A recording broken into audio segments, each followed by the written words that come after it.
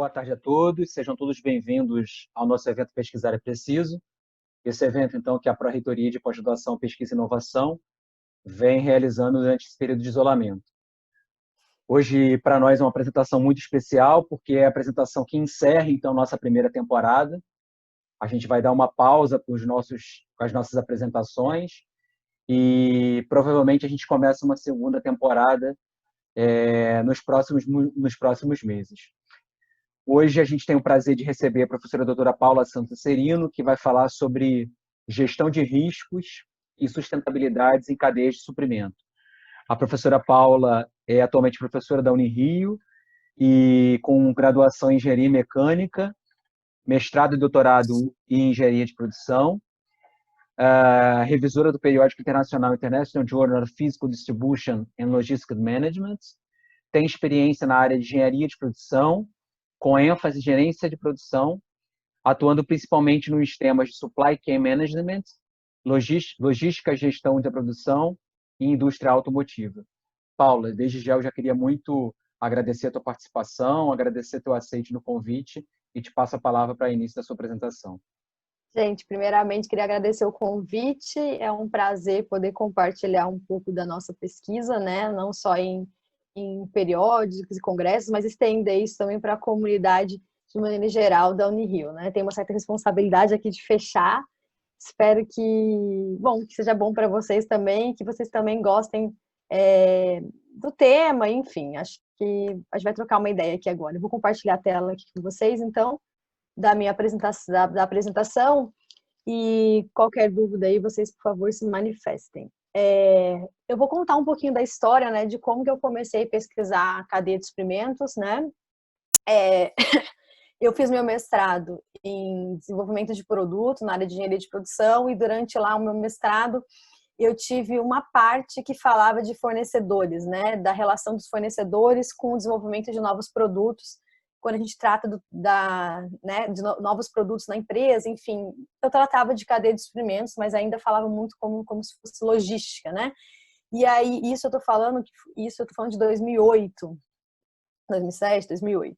E aí eu me apaixonei por esse tema de desenvolvimento de fornecedor, de relação fornecedor-empresa, e aí eu pensei o seguinte, eu já tinha um amor à vida acadêmica, né? Eu saí da faculdade tendo a certeza que eu faria mestrado e doutorado, e aí eu pensei assim, não, meu doutorado tem que ser na área de logística, e aí quando eu entrei na área de logística, eu me apaixonei pela questão da cadeia de suprimentos, e aí eu acabei indo para a PUC, comecei em Florianópolis, Santa Catarina, enfim, aí por questões da vida me mudei para o Rio e dei continuidade, eu reiniciei, na verdade, meu doutorado, ainda assim no tema de cadeia de suprimentos, na PUC aqui no Rio.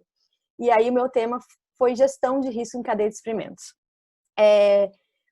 A questão da gestão de risco em cadeia de suprimentos, ela nascia, né, muito da perspectiva, lá em 2010, quando iniciei meu doutorado, ela tinha muito a questão da visão tradicional da gestão de risco de suprimentos, que é o Supply Chain Risk Management, que ela considerava basicamente interrupções ao longo da cadeia a fim de evitar perda financeira que essa interrupção poderia causar, né? Então vamos dar um exemplo. O que seria isso? Eu tô lá, eu sou uma empresa automotiva, eu monto carros. Aí vamos imaginar que por qualquer razão eu não receba do meu fornecedor uma peça do meu carro. Por questões, enfim, diversas, esse fornecedor há um rompimento no fornecimento. Esse rompimento de fornecimento, ele vai fazer com que eu atrase as minhas entregas, né? E ou fazer com que eu não entregue. E isso vai fazer com que eu perca dinheiro, certo? Eu como indústria, uma indústria automotiva. Só que aí, vamos pensar do ponto de vista um pouco mais atual, né? A gente começou a ver o seguinte, poxa, não é só interrupções com a perspectiva econômica que faz com que a empresa precise se olhar e olhar para os seus fornecedores. Será que a perspectiva social e a perspectiva ambiental também não são importantes? E vamos mais a fundo um pouco. A perspectiva social e ambiental, elas não causam perdas financeiras também? Talvez não tão fáceis de ser mensuradas, né? Não tão óbvias, porque, por exemplo, quando você fala de um interrompimento de fornecimento que faz com que você não venda o carro, você tem uma perda financeira de fácil cálculo. Quantos carros você deixou de vender, por exemplo?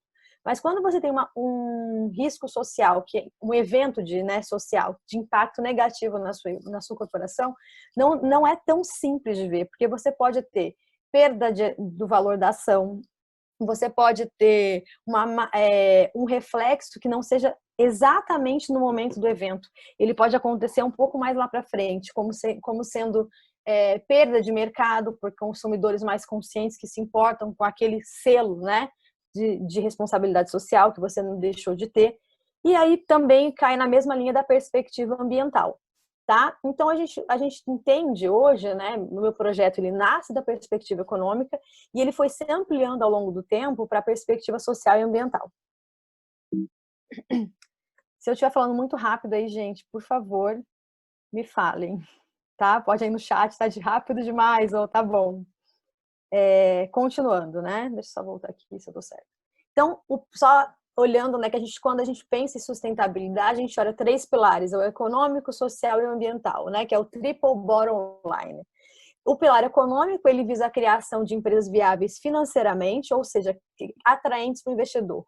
O pilar social se preocupa com o estabelecimento de ações justas para os trabalhadores, parceiros e sociedade. E o pilar ambiental visa analisar a interação de processos com o meio ambiente, sem causar danos permanentes ao mesmo. Eu acho que quando a gente pensa no pilar ambiental em empresas, a gente teve exemplos recentes e muito catastróficos, né? Por exemplo, Mariana, né? Brumadinho. E aí você consegue perceber o quanto não é simples verificar a perda nesses casos, financeiramente falando, né? Porque perda de imagem, enfim, manifestações sociais acontecem e são bastante como é que eu vou dizer assim, de resultado, né, bastante negativo, mas você não tinha esse olhar de cadeia de suprimentos, de gestão de risco, certo? A gente entendia que esses eventos poderiam acontecer e quem tratava dessas possibilidades de que isso poderia acontecer? Isso estava solto. Então, de algum momento, a cadeia de suprimentos, a gestão de cadeia de suprimentos, ela teve, isso aqui tem que ser responsabilidade de alguém. Isso aqui tem que ser olhado por alguém e alguém precisa gerenciar isso. Isso não pode estar solto dentro da empresa, né? Então, seria mais ou menos essa a ideia. Então, os 3 pilares, econômico, social e ambiental, eles resultam em condições de sustentabilidade de uma cadeia. Então, Então, as partes interessadas, que são os stakeholders, ele afetou o comportamento das cadeias das cadeias de suprimento de forma a concentrar esforços para que a gente produza, para que elas produzam produtos mais ecológicos, para que elas minimizem emissões e para que elas promovam a saúde e segurança dos seus trabalhadores. Então, as empresas, elas também começaram a ser pressionadas para que elas respondam não só apenas do ponto de vista financeiro e econômico, mas sim também que ela responda do ponto de vista ambiental e do ponto de vista de segurança dos trabalhadores. Então, existe uma pressão desses stakeholders, essas partes interessadas, e aqui nessas partes interessadas entra a sociedade, entra mídias, entra ONGs e assim por diante, tá? Começam a pressionar as empresas para que elas se comportem apresentando determinados selos, né?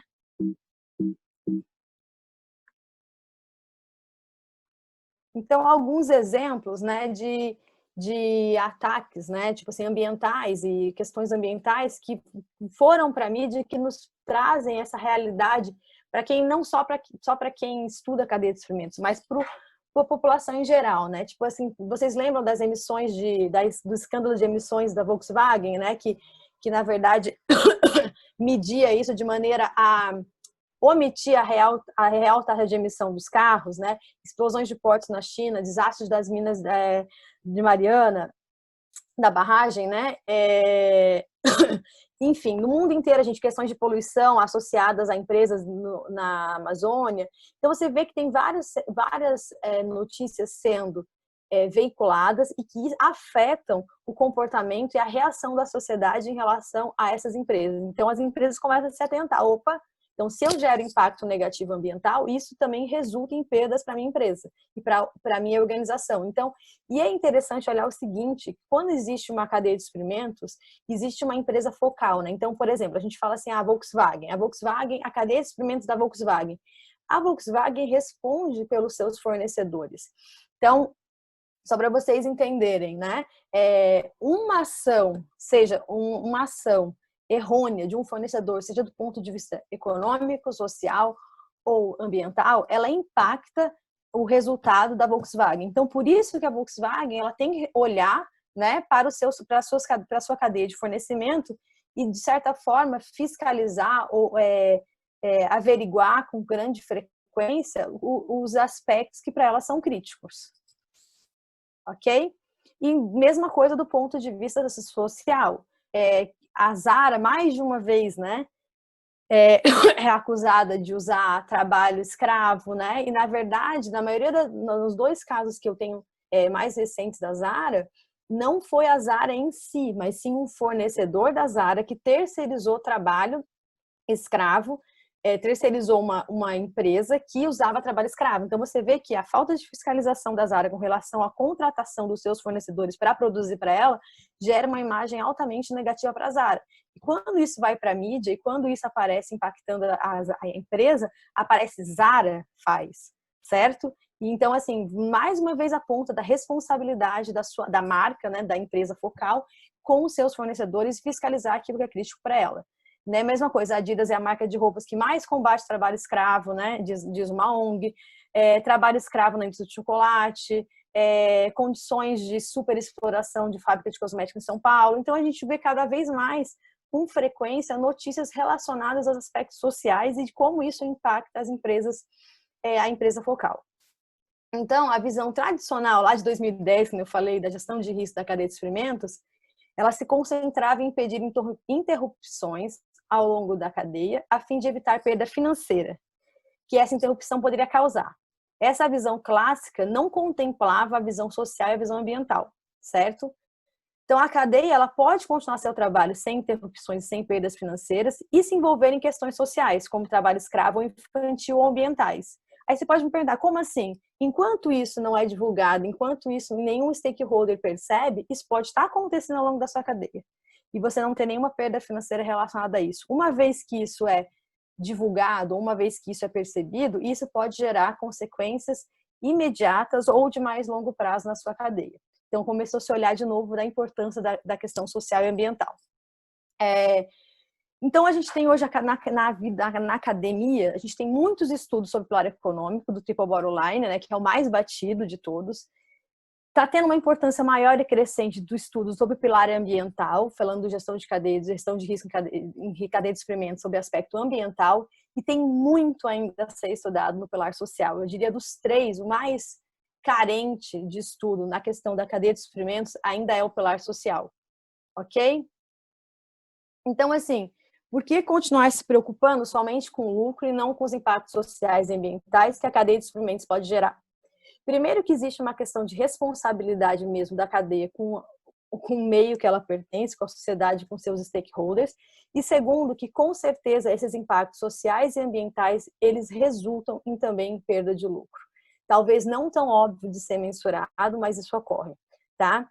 Então, existe grande importância de eu estudar riscos em cadeia de suprimentos do ponto de vista econômico, social e ambiental. Ok?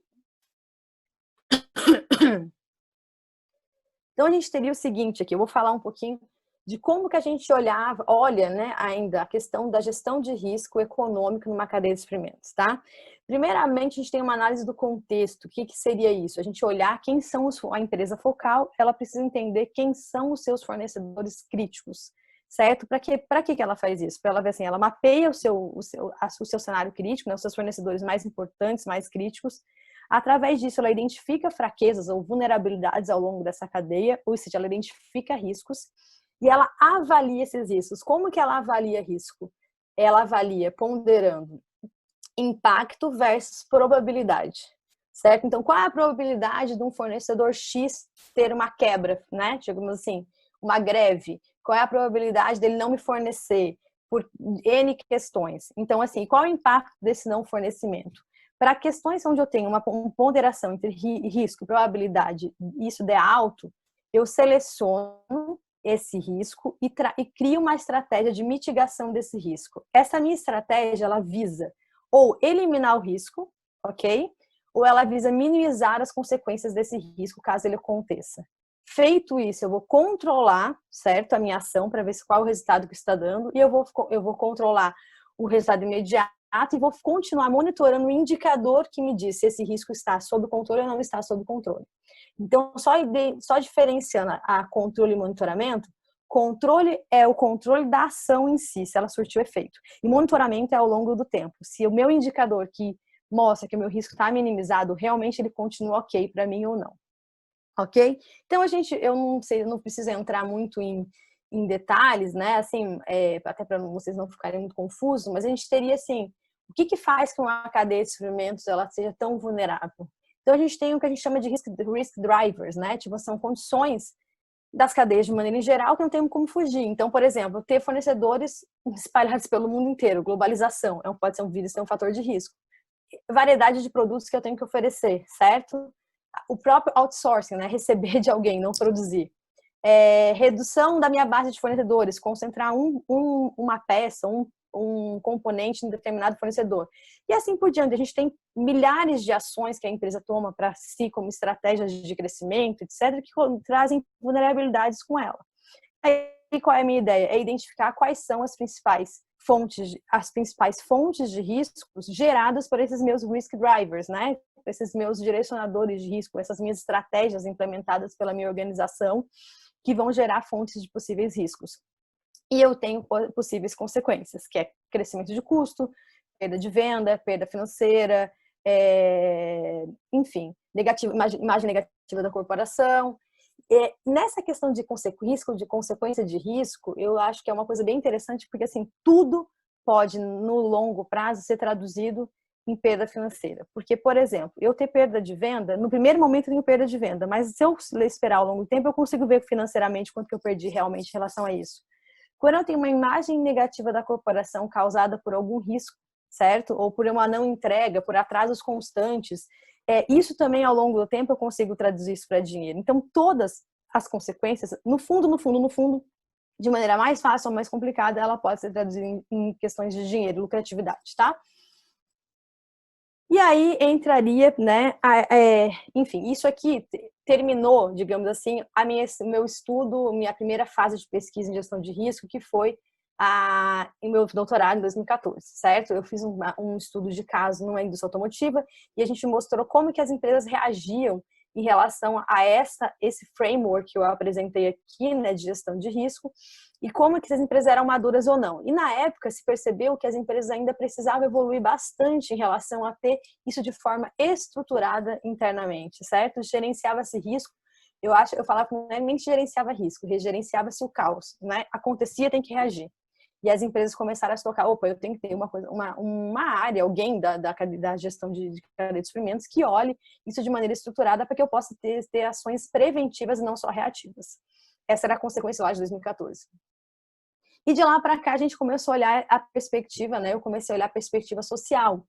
E aí, recentemente, eu terminei de orientar uma dissertação de mestrado justamente nisso. E a gente começou, como que a gente fez? A gente fez uma revisão sistemática da literatura para que a gente conseguisse achar documentos que tratassem de gestão de risco social em cadeia de suprimento e a gente pudesse trazer uma taxonomia, ou seja, o que é isso? Eu consegui categorizar os principais tipos de risco que a literatura já tratava, certo? E depois de a gente fazer isso, nosso objetivo qual era? Era ir na prática, né, em organizações, né, em empresas e verificar nas suas cadeias de suprimento se esses riscos eram contemplados, se faltava algum risco a ser incluído nessa lista, tá?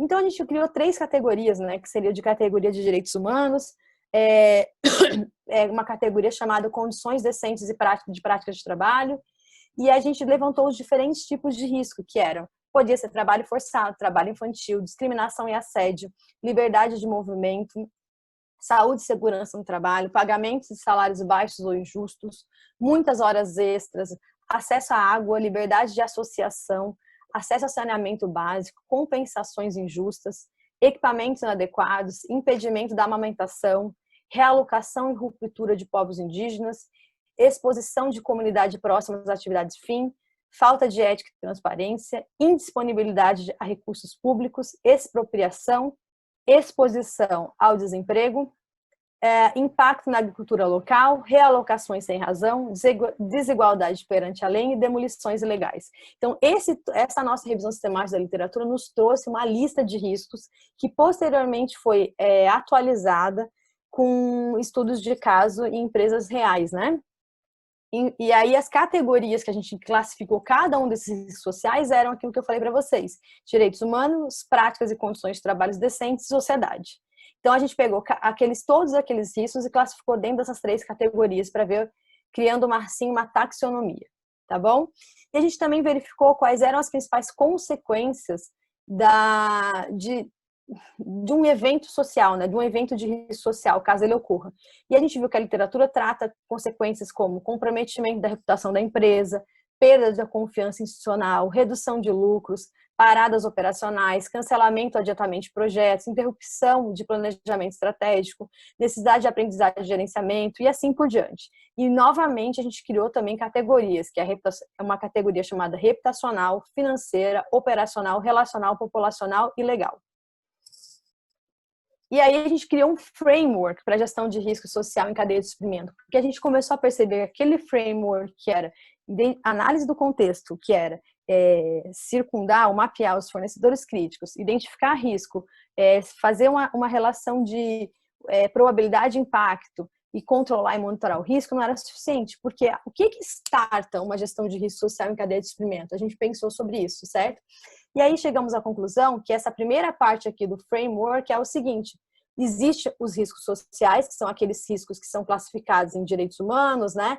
As práticas trabalhistas, condições de trabalho e sociedade, e que esses riscos, uma vez acontecendo, ele causa uma reação por parte dos stakeholders, que que pode ser comunidades, ONGs, sociedade, governo, consumidores, mídia. E essa reação gera consequências, que foram aquelas que a gente levantou, que pode ser reputacional, operacional, populacional, financeira, relacional, legal ou jurídica, certo? E aí, então assim, um evento de risco social, quando ocorre, ele starta a gestão de risco social, certo? Então, a gente pensou o seguinte: quando a gente trata o risco, né, que seria a segunda parte do framework, indo lá um pouquinho antes ainda da rodinha, né, do gestão de risco tradicional, a gente percebeu o seguinte: se eu quiser ser preventivo e não ser reativo a uma reação dos meus stakeholders, eu preciso saber o quê? Quem são os meus stakeholders críticos? E identificar quais são as expectativas desses stakeholders. Definir quais são as estratégias de tratamento para esses meus riscos, né? Ou seja, o que pode acontecer ao longo da minha cadeia que fira essa expectativa dos meus stakeholders. E aí sim implementar estratégias. E aqui, vamos pensar, aqui você percebe que a relação de probabilidade e impacto, esse trade-off, né, que essa combinação de 2 variáveis, ela não é tão óbvia, certo? A gente não tem tão óbvio quanto a gente tem no risco econômico, né? Com as categorias de risco econômico. Então, esse mapeamento, ele fica muito mais complexo, digamos assim, na prática, ok? E aí, o mesmo foi feito no aspecto ambiental com uma segunda dissertação de mestrado que eu também orientei, que é fazer uma taxonomia na literatura, classificando os riscos ambientais. E depois indo na indústria, né, nas indústrias, e verificando se essa tabela de risco precisaria ser ou não ser complementada. Ou seja, a gente validava o framework ambiental, nesse caso aqui, né, na indústria, na prática. E aí a gente descobriu que existe, a fazer essa revisão sistemática da literatura, que a gente poderia ter riscos ambientais endógenos e riscos ambientais exógenos. Exógenos são desastres que são os considerados naturais, ou seja, ocorrem no ambiente, ok? E afetam a minha cadeia de suprimento. Por exemplo, terremoto. Né? Eu não tenho grandes influências sobre eu não causo terremoto, a minha empresa não causa terremoto, mas ela pode sofrer a consequência de um terremoto. E os riscos ambientais considerados endógenos, que são riscos que a minha empresa pode vir a causar à sociedade, aos stakeholders, né? Então, por exemplo, inclui uso de recursos, por exemplo, água, terra, energia e materiais, reciclagem e eliminação de resíduos, ou seja, como o meu processo roda dentro da minha cadeia de suprimentos, de maneira a que possa impactar negativamente os meus stakeholders. Então, os riscos ambientais também aqui foram classificados os endógenos como sendo exemplos: poluição ambiental, desperdício, não conformidade e acidentes ambientais. E os riscos exógenos, eles são basicamente os riscos de desastre natural e os provocados pelo homem, por exemplo, como um ataque terrorista. Que aí a empresa, ou digamos, a empresa focal e a sua cadeia não tem responsabilidade sobre, ela sofre, né, a consequência. No endógeno, ela tem responsabilidade sobre, ela é como se fosse, ela é a causadora, né, do problema. E os riscos endógenos, a gente levantou uma lista enorme, né, que basicamente é focada em emissões, poluição de água, consumo ineficiente de recursos, né, falta de gestão de saúde e segurança, não conformidades com regulamentos ambientais e de segurança, armazenamento inadequado de produtos químicos, uso intensivo ou desconhecimento das quantidades de substância química utilizada, acidentes como incêndio, explosão e acidentes químicos, etc. Né? Hoje em dia, do ponto de vista dos riscos endógenos, da pressão que sofre as cadeias de suprimentos e as empresas focais, existe um avanço muito maior do que relacionado ao social, né? Porque você tem ISOs que mensuram, né, se certificam de maneira da questão ambiental. Você tem maiores fiscalizações e, enfim, um desastre ambiental ele tem uma repercussão e um nível de afetamento da sociedade muito maior, né? Então, por exemplo, você tem uma mais evidente, acho que diria. Então, quando você tem lá um rompimento de barreira, quando você tem um vazamento de petróleo, né? Então, assim, isso fica muito mais evidente e afeta o poder de espalhamento do impacto é maior, assim dizendo, né? Não fica restrito aos funcionários, né, dessa empresa. Então, os riscos endógenos são percebidos pela organização como mais relevantes do que os exógenos, uma vez que os endógenos se originam das ações ou falta de ação da cadeia de suprimentos, que possuem responsabilidade direta de controlar e mitigar esses riscos.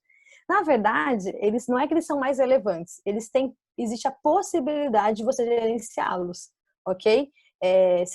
Então, assim, você tem como mitigar esse tipo de risco, você tem como eliminar esse tipo de risco. O risco exógeno, né, que é o que você sofre da natureza, enfim, né, por exemplo, é mais difícil de você tratar. Como é que você pode tentar minimizar o impacto, mas você dificilmente elimina a fonte, até porque você não tem controle sobre ela.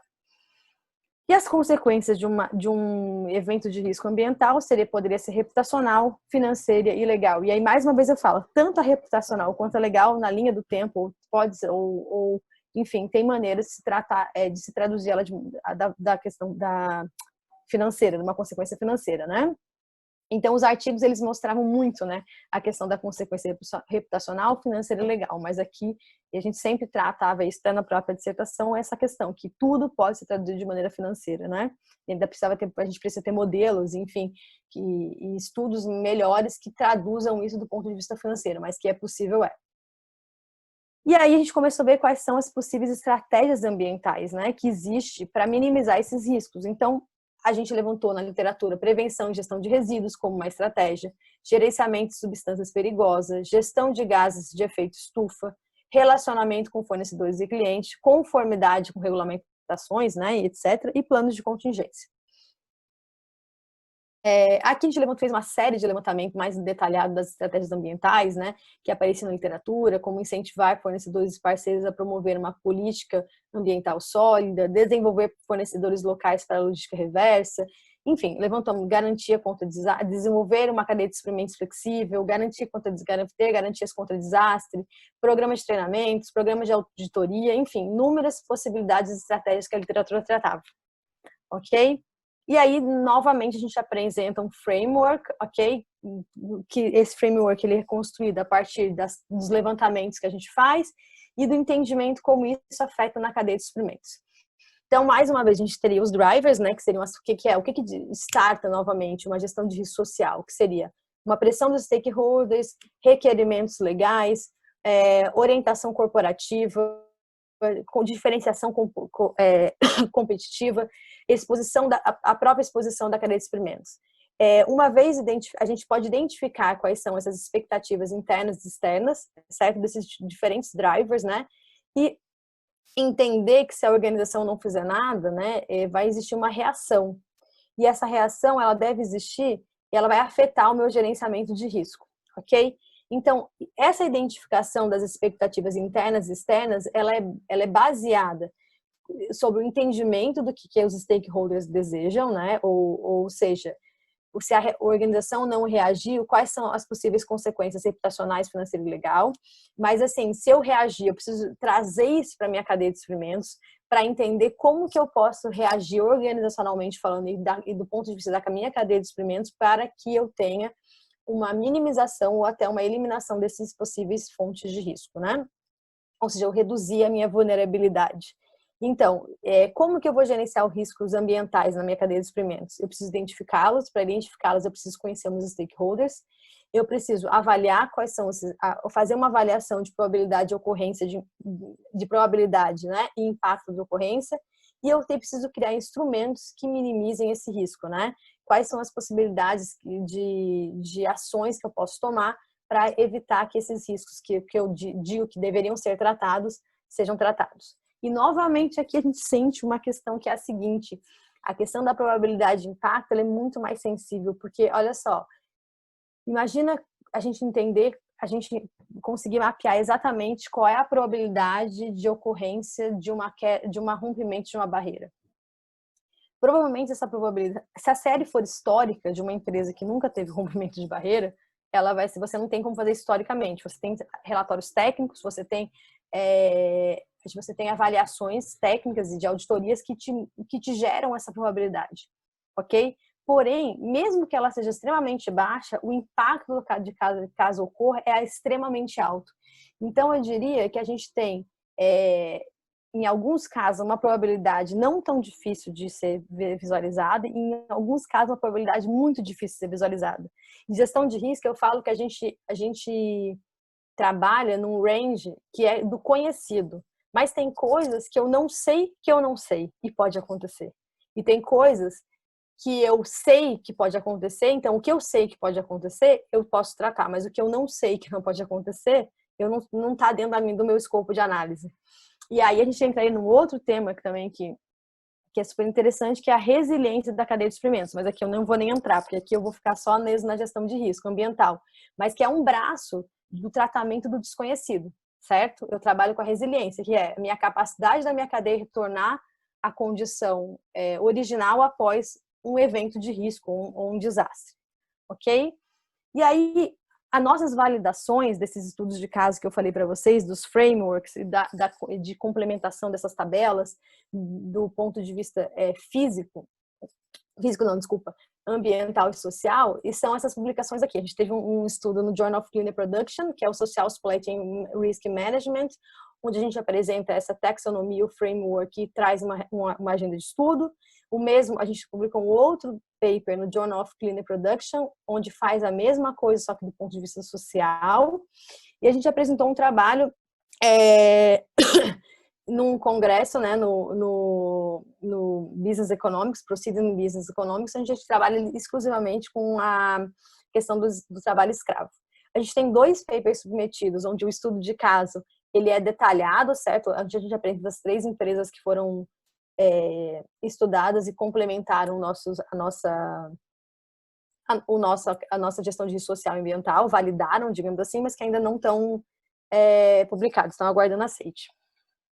Queria agradecer primeiro a tua participação, te parabenizar pela palestra e deixar aqui a minha mensagem no final dessa primeira temporada, agradecer a todos que estiveram presentes conosco aí durante esse evento Pesquisar é Preciso, durante a primeira temporada. Parabéns mais uma vez.